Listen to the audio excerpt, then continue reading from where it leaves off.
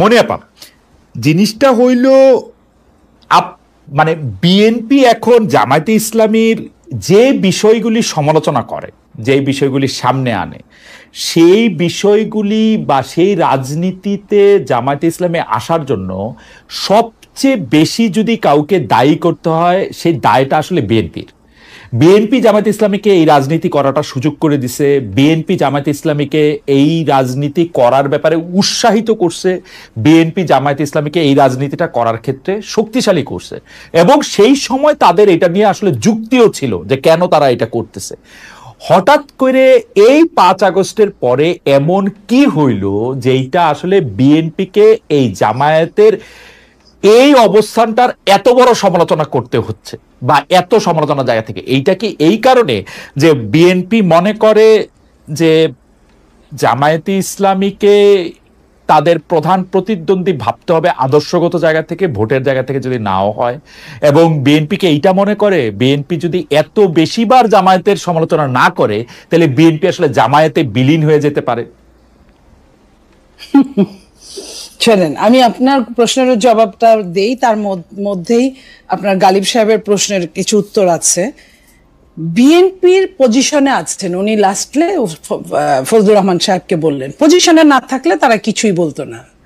আমি যদি বলি বিএনপির পজিশনে থাকার জন্য বিএনপিকে যদি তারা বলে যে চাপ প্রয়োগ করে বা বলে যে আপনার লোক এইটা করছে কেন, ওটা করছে কেন, জামাত 5 আগস্টের পরে জামাতের আমির সরাসরি যখন বলছেন যে একটা জালিমকে পাঠিয়ে দিয়ে সরিয়ে দিয়ে আরেকটা জালিমকে আনার জন্য কি আমরা এই করেছি, আরেকটা জালিম বলতে কাদেরকে বুঝিয়েছেন এটা কিন্তু বলার অপেক্ষা রাখে না। এই এই এই এই কথাটার মধ্যে কিন্তু খালেদ ভাই আপনার প্রশ্নের উত্তর আপনি পেয়ে গেছেন। তো যখন একজন খোদ প্রধান, জামাতের প্রধান যখন এই কথা বলে, ফজলুর রহমান তো প্রধান না, ফজলুর রহমান যে পোস্টে আছেন সেটা চাইলে আপনি খালেদ মহিউদ্দিন আপনিও এই পোস্টটা পেতে পারেন, গালিব জামাত করুক যেটাই করুক সেও পেতে পারে, কারণ উনি দেশনেত্রী বেগম বিএনপির দেশনেত্রী বেগম খালেদা জিয়ার উপদেষ্টা। উপদেশ যে কেউ যে কোনো দল থেকেই করতে পারেন, উপদেষ্টা নিয়োগটা সম্পূর্ণ 100% দলীয় পদ না ওটা। হ্যাঁ, তো সেই জায়গায় ফজলুর রহমান সাহেব যদি এখানে আমাদের যদি দায়বদ্ধতায় যদি জড়িয়ে যায় তাহলে জামাতের আমির উনি কেন জড়াবে না? উনি যে এই কথাটা বলেছেন, কই বিএনপি তো সেটা নিয়েও কোনো কথা বলে না। এই যে আমি আপনাকে বললাম বিএনপি একটা উদারনৈতিক দল, এই জন্য বিএনপি অনেক কিছুই আপনার আমার এখানে দুইটা প্রশ্ন। আপনি ডক্টর শফিকুর রহমানের কথা বলেছেন যে একজন জালিমের পরিবর্তে আরেকজন জালিম চলে আসবে, এইটার ক্ষেত্রে বিএনপি এটা নিজের গায়ে নিতেছে কেন? বিএনপি নিজেকে জালিম কেন ভাবতেছে, এটা একটা কথা।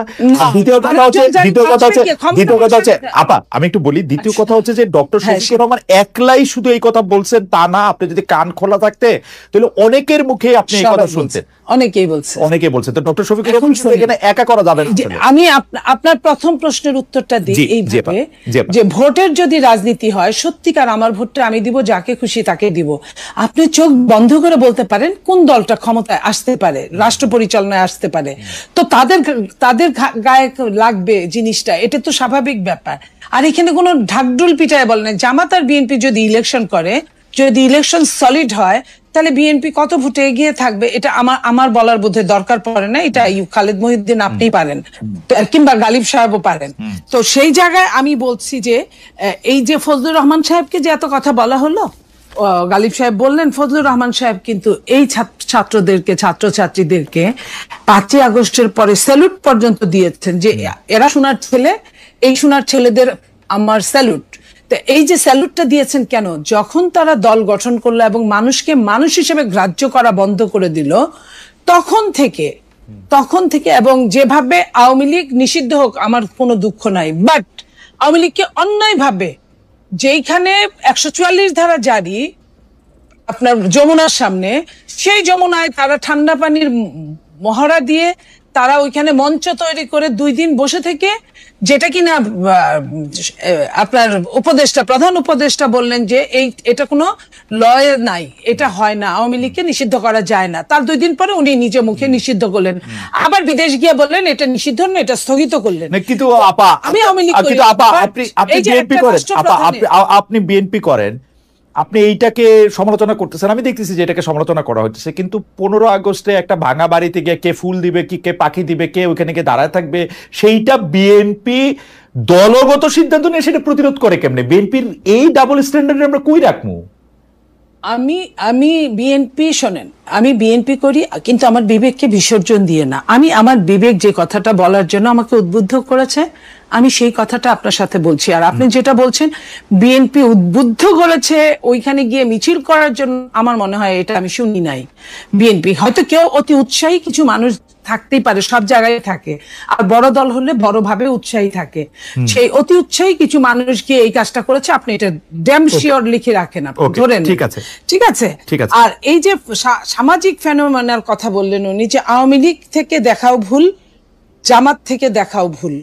আমি যদি বলি যে আওয়ামী লীগ, এটা আমি তার সাথে একমত, যে আওয়ামী লীগ যেভাবে স্বাধীনতাকে অপমান করেছে, আপনার মুক্তিযুদ্ধকে চেতনা বিক্রয় করে অপমান করেছে, ঠিক একইভাবে জামাত তো তার ধারণ করে নাই। যদি ধারণ করতো তাহলে জাতীয় সঙ্গীতটাকে বিসর্জন দেওয়ার জন্য কথা। কিন্তু এখানে ডক্টর গালিব একটা কথা বলতেছেন মনিয়াপা, আমার প্রশ্নে কিন্তু আমি আবার ফিরে আসবো, কিন্তু ডক্টর গালিব কিন্তু বলতেছেন যে জামাতের কোনো পদধারী, অর্থাৎ মানে যিনি জামাতের নেতৃত্ব দিচ্ছেন, অথবা সেক্রেটারি জেনারেল মানে ডক্টর শফিকুর রহমান, অথবা মিয়া গোলাম পারোয়ার, অথবা নায়েবে আমির ডক্টর আব্দুল্লাহ তাহের, অথবা অন্য যারা শুরার সদস্য আছে, তাদের মধ্যেও কেউ কি এইগুলি কথা বলছেন?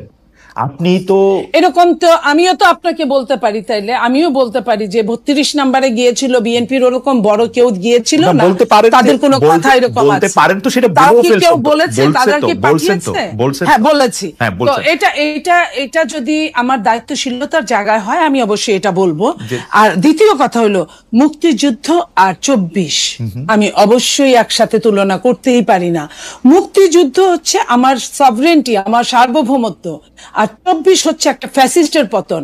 একটা ফ্যাসিস্টের পতনের সঙ্গে একটা মুক্তিযুদ্ধ, যেখানে আমি, আপনি এবং গালিব সাহেব অকপট বলতে পারি আমি বাংলাদেশী, ঠিক আছে, আমি বাঙালি, সেই জায়গা ওই বক্তব্য পরিষ্কার। কিন্তু আপনারা জামায়াতের যেই জায়গা থেকে আসলে আপনারা কোশ্চেন করতেছেন, সেই জায়গাটা আসলে জামায়াতের রাজনীতির ওই জায়গাটা বিএনপি তৈরি করে দিয়েছে, জায়গা দিয়েছে। আজকে বিএনপি জামায়াতের মধ্যে বিলীন হয়ে যাওয়ার সম্ভাবনায় জামাতের বিরোধিতা করছে। এই ছিল হচ্ছে আমার প্রশ্ন, এটাতে যদি একটু বলতেন। আপনি যে প্রশ্ন এটা করেছেন প্রথমে আমি বুঝেছি, বাট আমি উত্তর দেওয়ার প্রয়োজন বোধ করিনি এই কারণে, বিএনপির একজন দুইজন কে কোথায় বিলীন হয়ে গেল তাতে বিএনপির কিচ্ছু আসে যায় না। অনেকটা সাগরের মধ্যে থেকে এক বালতি পানি ফেলে দিলে যা হয়।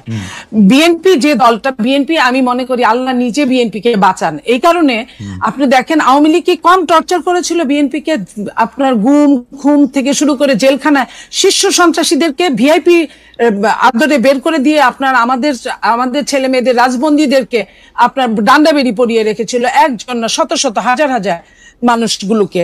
তো সেইখানে সেই আওয়ামী লীগ বিএনপি কে বিলীন করতে পারে নাই। আর যেখানে আপনি মনে করেন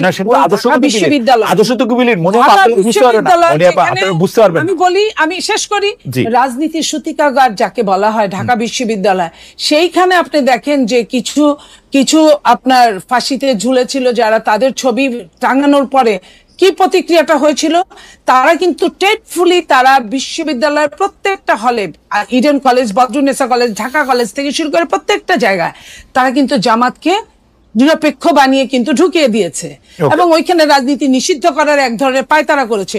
কিন্তু যখন তারা এত কিছু, তাদের পক্ষের লোক ভিতরে কিন্তু তারাই যারা দখল করে আছে হলটা, তারপরেও যখন ওই ছবিগুলো উঠেছিল, সেই ছবিগুলোর পরে প্রতিক্রিয়াটা কি হয়েছে, এখান থেকে প্রমাণ হয় যে বাংলাদেশের মানুষ সচেতন, বাংলাদেশ জাতীয়তাবাদী দল সচেতন। আমার মনে হয়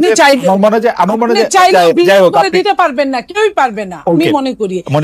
আরেকটা লাইন আমি বলি, একটু লাইনটা শেষ করি, যেটা আপনি তখন মানে ফকুন্নির কথা বলছিলেন, আমি সেটার সঙ্গে এইটুকু বলি যে হ্যাঁ ওই শব্দটা ভুল ছিল, শব্দটা উচিত না।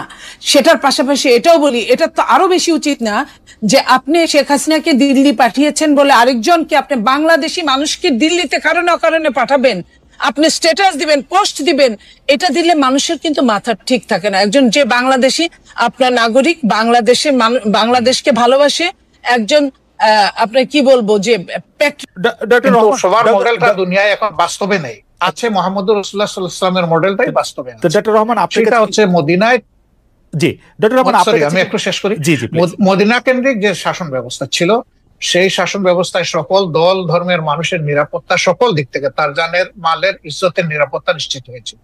তা আমরা সেই মডেলটাকেই মনে করি উপকারী মডেল। ওকে, ডক্টর রহমান, আপনার কাছে কি মনে হয় না যে আপনি মানে মদিনার পরে এটি আর কোনো দেশে কার্যকর হয়েছে, কোন একটি মডেল হয়েছে, সেরকম কি আপনার কোনো কিছু একটা মনে হয় যে এইটা আমরা উদাহরণ হিসেবে নিতে পারি কোন আরব বিশ্বে, কোন মুসলিম বিশ্বে, কোন মুসলিম? দেখেন, দুইজন মানুষ যেমন হুবহু সমান হয় না, ঠিক দুইটা সভ্যতা হুবহু সমান আমি পাবো না। হয় হচ্ছে উন্নত হবে, না হয় একটু অবনত হবে। রাইট। তো পরবর্তী পর্যায়ে আমরা যদি উসমানিয়া সভ্যতার কথাটা ধরি, সেটা দুনিয়ার বহু জায়গায় বিস্তৃত ছিল, এবং এটা 1 বছর 2 বছর, 1 দশক 2 দশক না, বরঞ্চ শতকের পর শতক ছিল। সেখানে মুসলমানরা সংখ্যালঘিষ্ঠ ছিল, বিভিন্ন দেশ যেগুলো শাসন করেছে। এখন তার স্মৃতি পাথরগুলা রয়ে গেছে দুনিয়ার বিভিন্ন জায়গায়। তো তারা সেদিন যে নৈতিকতার বলে শাসন করেছিলেন, মানুষ